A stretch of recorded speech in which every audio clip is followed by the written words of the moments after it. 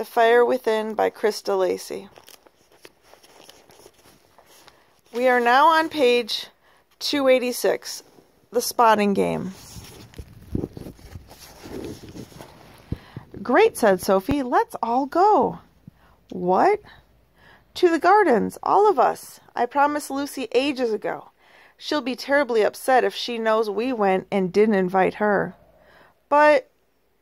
Sophie jumped up and strolled toward the door. I'll check with Liz.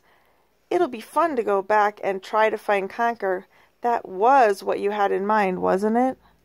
Half an hour later, the four of them were walking down the library path when Liz said, "Is it me, or is someone sucking cough drops?"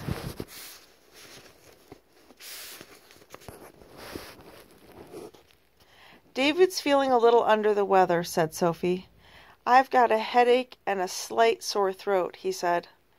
I bet it's dragon pox, Lucy diagnosed. What? Said Sophie.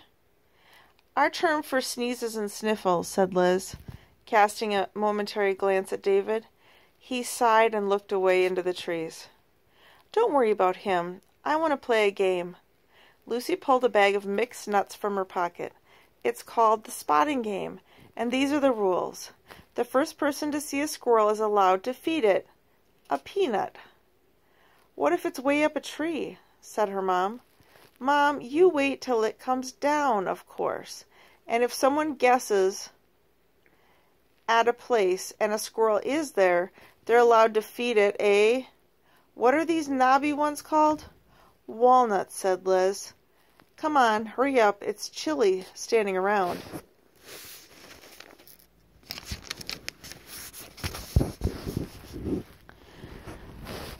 Sophie clapped her gloved hands together and said, I guess the wall where we let Conker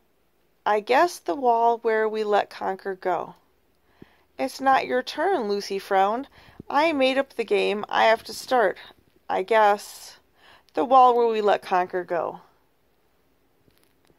And she turned and scooted down the path. Half a mile later, the adults caught up.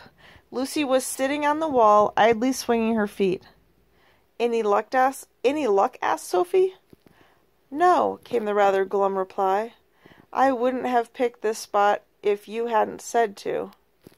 Sophie laughed and threw a length of scarf across her shoulder. Okay, you can have my turn. Okay, said Lucy, jumping to her feet. Her ponytail bumped against the hood of her coat. She pulled up her socks and narrowed her gaze. I guess the wishing fountain. Race you to it, said Sophie, and together they skittered down a track through the trees, Lucy squealing with delight all the way. Oh, to have such energy, said Liz.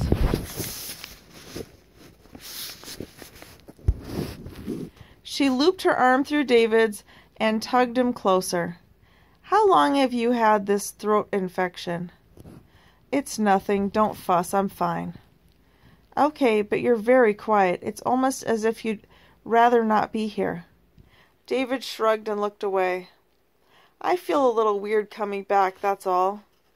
Before Liz could comment, they heard Lucy shout, Mom! Mom! Down here, quick!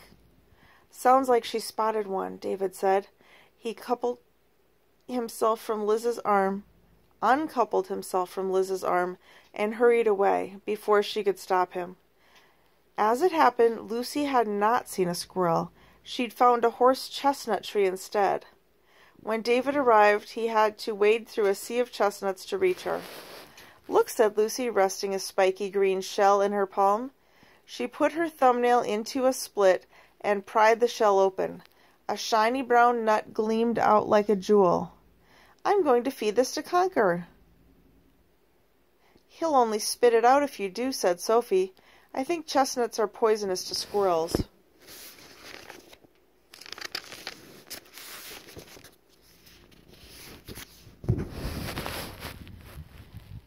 David flinched and closed his eyes. What's the matter? Asked Sophie, feeling him shudder.